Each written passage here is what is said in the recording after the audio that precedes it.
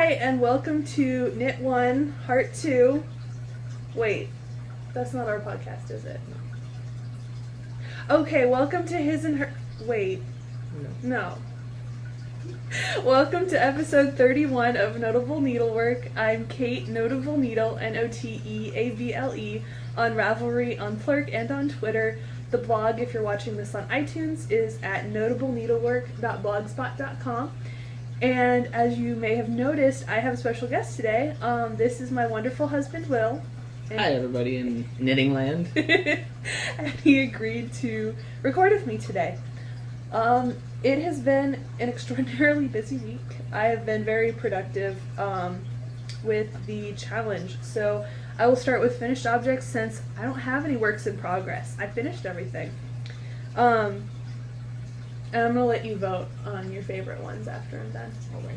So, the first one was the Hermione's Fingerless Knits that I was knitting along with the Miss Ellie Knits podcast that I was working on last week.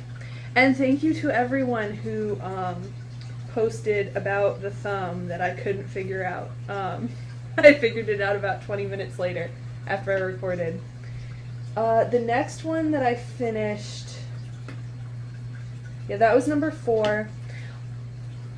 I finished those on Monday and evidently decided that I still needed to knit more things.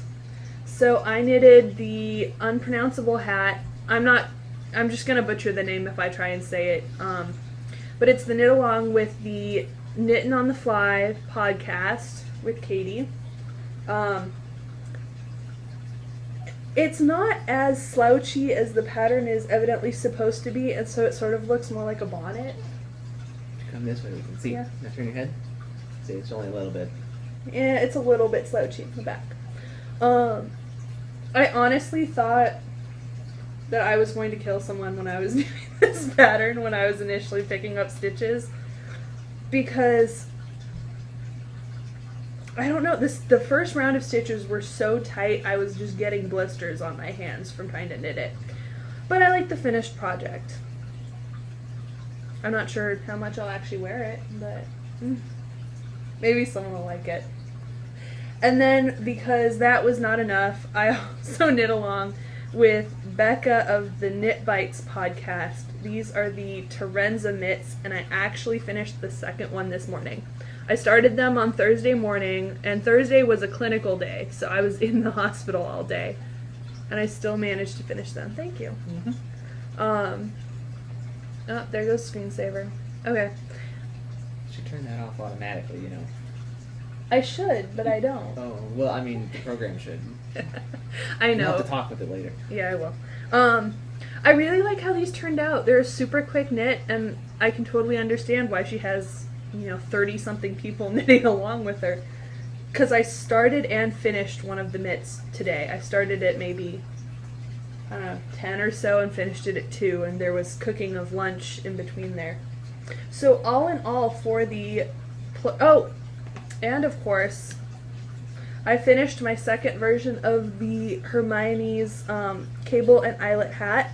This one is more slouchy than the original. It's but still about not as slouchy as the green I know, one, just actually. about as slouchy as the other one, but... Until you can show. See? Yeah. Only a little slouchy.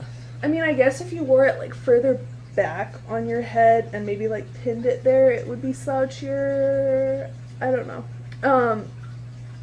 As I said last week, this initially came up because I was knitting the first version of the hat, which is more like a beanie. And that hat ain't no slouch. Yeah, this is no slouch.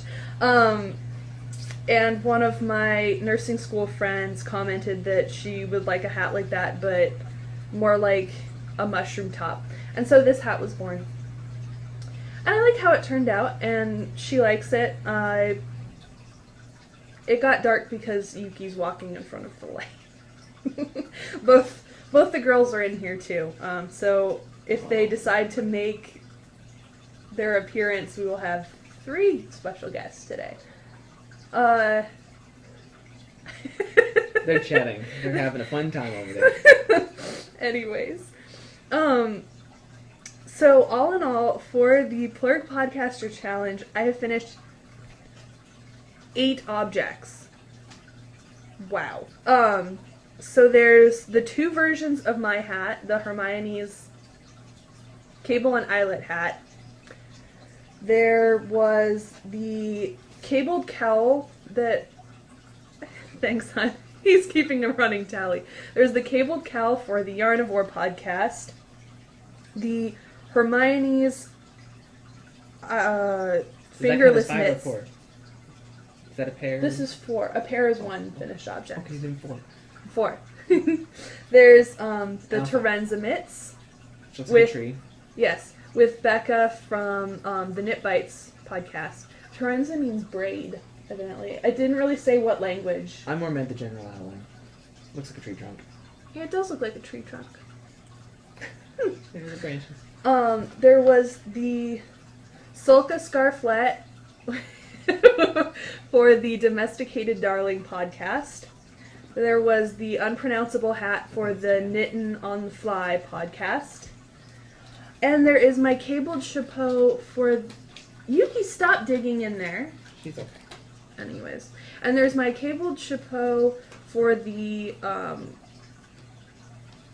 Addicted to Yarn podcast that I've actually been wearing everywhere. So it's somewhere else right now. But that's 8 objects. So knitting along with 6 other podcasters. So please, if you don't do anything else, vote for me for the Super Podcaster Award. Because seriously, I think the person who has done the next number of objects, I think is actually Becky from the Addicted to Yarn podcast. And I think she's done 3. But I don't think she's actually finished them. So, yeah, vote for me. Because seriously, I'm evidently a sadist and just have to, like, keep knitting things until my fingers bleed. I believe that's a masochist. Is it really? But anyway, carrying on. Anyways, so because of that, I don't have any works in progress right now. I don't know if I'm going to cast anything on tonight. I have a couple objects planned from my stash enhancement, which I'll be showing in just a sec. But yeah, I'm currently not knitting on anything, and I might just take a break tonight because I've been knitting like a crazy person.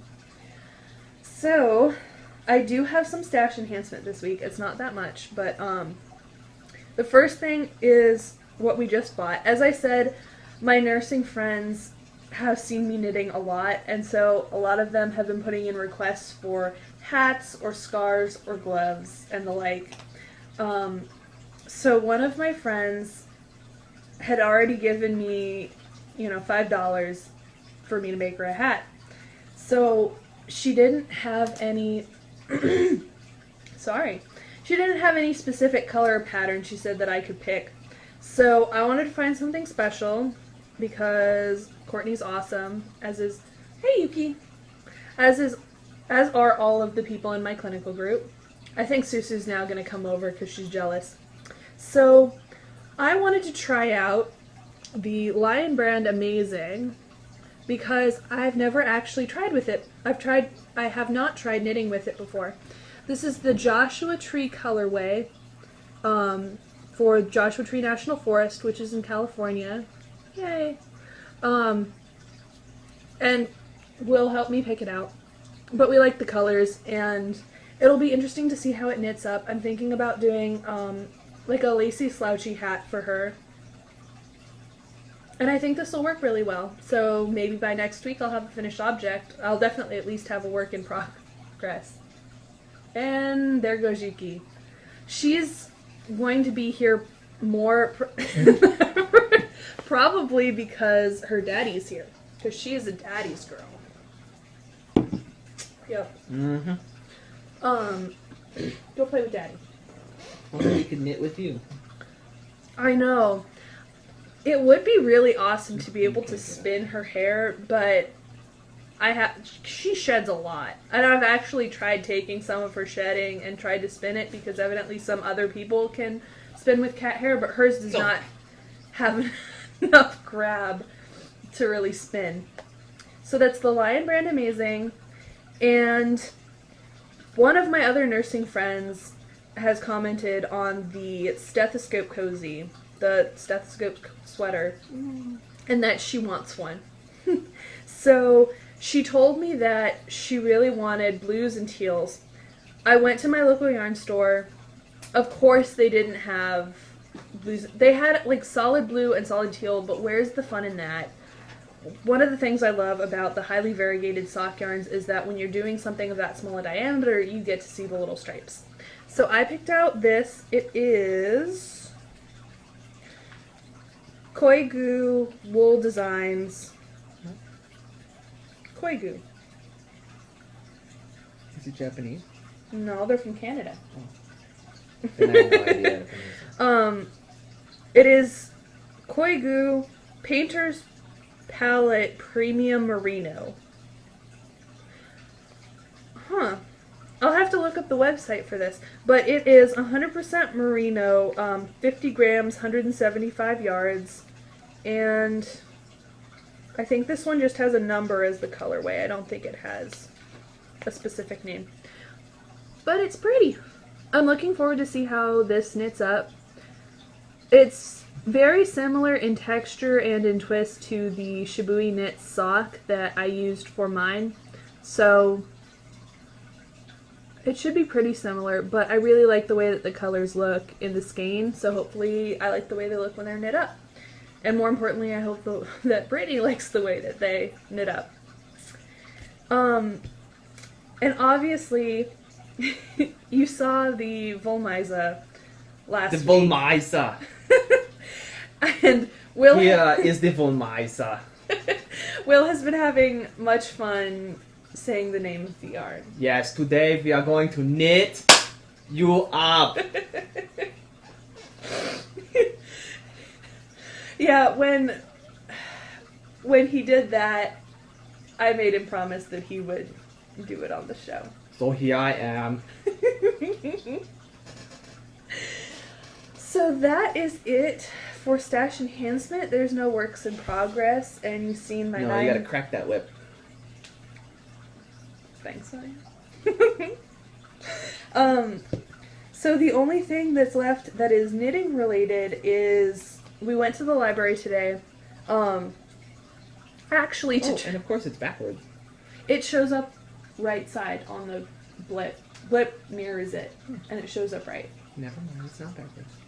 I know. I try not to point to things on the podcast because then I'm like pointing to the wrong way. Like if I'm saying like a blog button is on this side, it shows up pointing. Yeah. Anyways, we went to the library to try and find the Harry Potter and the Half-Blood Prince book because one of the awards that people can vote on is the well, I'm not really showing it right now. And it's not going to show up at all. I know. Is the Creative Photography Award. And so I figured Ellie of the Miss Ellie Knits podcast did her Hermione's fingerless mitts with the Potter Puppet Pals finger puppets. So I figured that I would be with the book. Couldn't find the book at the library. One of our friends is letting us borrow it. But when we were there, I found Wendy Johnson's Toe Up Socks for Everybody. And I'm for sure going to look through it, and I'm hoping to find a pattern that I like in here to use with the Studio June Cash Wool, the rainbow colored one that I showed last week. That is definitely going to be a pair of socks for me. So hopefully I can find a pattern in here that I like, and if nothing else, I'll be able to give a review maybe next week. I've got an exam on Monday, but after that it's a very light week, so I should actually have time to read it next week. But yeah, so that ends the actual knitting part. If you're not interested in the nursing or, for this week, engineering, then I'll see you next week. Real quick for that segue, I had to show, right after I recorded last week, there was a knock at the door, and we opened the door, and it was the mail guy with a package, and we couldn't figure out what it was, because I hadn't ordered anything, Will hadn't ordered anything, so we opened it, and I got this. just in case Blip doesn't mirror this, it says, "Nurses, here to save your ass, not to kiss it." It was a surprise gift from my mother, who I love very, very much. And it totally made my day, because it's very, very true. So yeah. As far as nursing school goes, it's been a hectic week. Clinicals in the hospital. So lots of paperwork, which I've actually managed to get done on time this week. Good. Because they're not due till Tuesday. But you're enjoying it, right? I am enjoying it. I enjoy clinical. The paperwork does not totally suck. And it's a good review, and it lets me put the theories into practice. But there is a lot of it.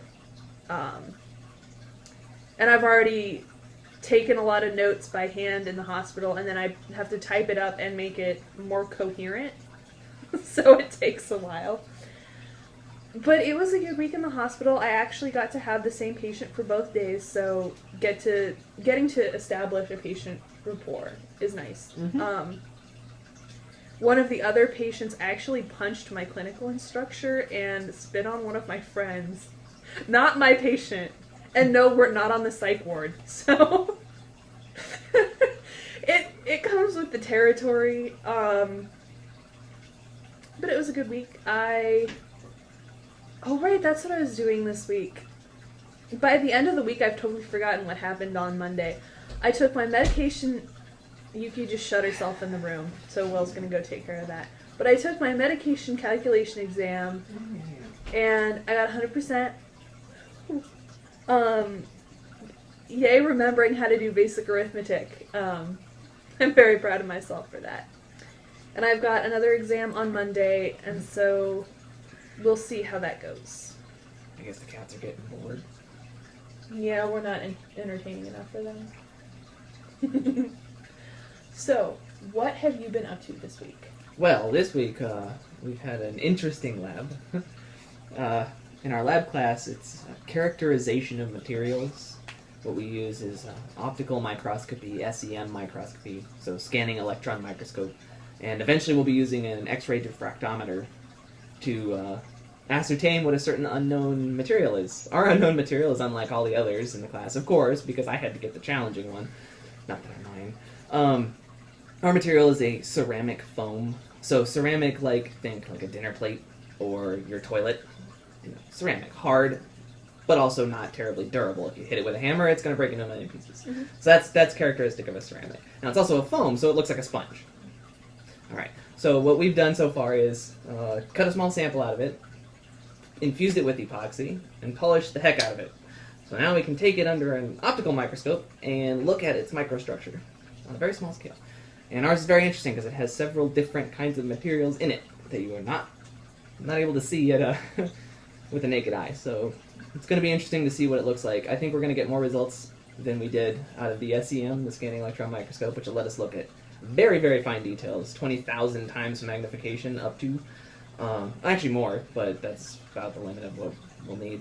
And the X-ray diffractometer, which shoots an X-ray beam at the sample and then creates a nice little starry looking pattern. I don't know how to explain it, I guess, in another way. We can use that pattern to decide what materials, elements, and crystal lattice structure it's made out of. So hopefully that'll all help us characterize this material. Our professor knows what it is, of course, but they ain't telling us. So we gotta figure it out the hard way. Yep. And for those of you who have not watched previous episodes, Will is in the materials engineering department at UAB. Right. And I work for the composites group, mostly fiber reinforced composites. So think of a boat, fiberglass reinforced, infused with the resin. Yeah, that's the kind of stuff we work with on the basic level. We also do stuff with carbon fiber, and also fiberglass and carbon fiber mostly. It's actually, there's a lot of similar terms to what you would see in knitting occasionally with the fabric, mostly because you take a woven fabric and then infuse it with plastic and make a very rigid superstructure. So that's the idea. Yep. Mhm. You get to break things for no Yes, yes. Actually, that's another fun thing. Not so much in characterization do we break things, but in other classes, sometimes to determine, say, the gross properties of a bulk material, we will break it. We'll apply so much load, so much force on it, that it will snap. And then, depending on how much it deformed or changed shape or what it did during that process, we can characterize, well, not characterize, but describe the material and see how useful it is in certain applications. So like metals will stretch out a lot if you pull on them, whereas a ceramic will break instantly as soon as you apply. I mean, it'll take a lot of load, but if you tap it even a little bit, it'll just fracture. So you might want to make something that, like a plane, out of a metal, not a ceramic, right? So it's these kind of tests that help us decide what to make things out of. So that's where I am, figuring that stuff out, learning all that. Yeah. Mhm.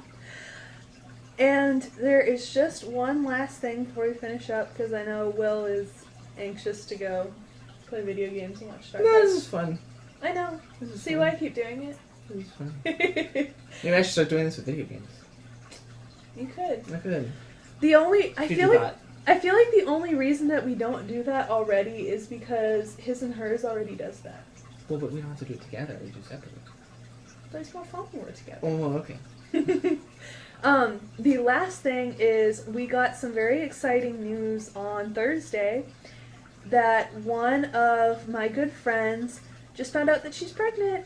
So we're going to be godparents, which is very exciting. She did unfortunately tell me that they're not finding out the sex of the baby until it's born. So knitting's tough. Yes, so I'm taking cues from Steph of the Expectant Knitter well, I guess now it's the Knitting Samurai +1 because she had her son. But I'm taking cues from the Expectant Knitter podcast and doing lots of gender neutral items. Mhm. That she can just slap a flower or a bow onto if she needs to. Yeah. I think Not gender neutral anymore. But. we pretty much decided that, you know, regardless of what she has now, she's going to have more kids. We're going to have more than one kid. So there's going to be boys and girls between the two of us. So someone's going to be able to use it. If it's not 100% gender neutral, if it does lean more towards the girl end of the spectrum or the boy end, someone's going to use it. Now that you said that, we're all just going to have straight boys or straight girls.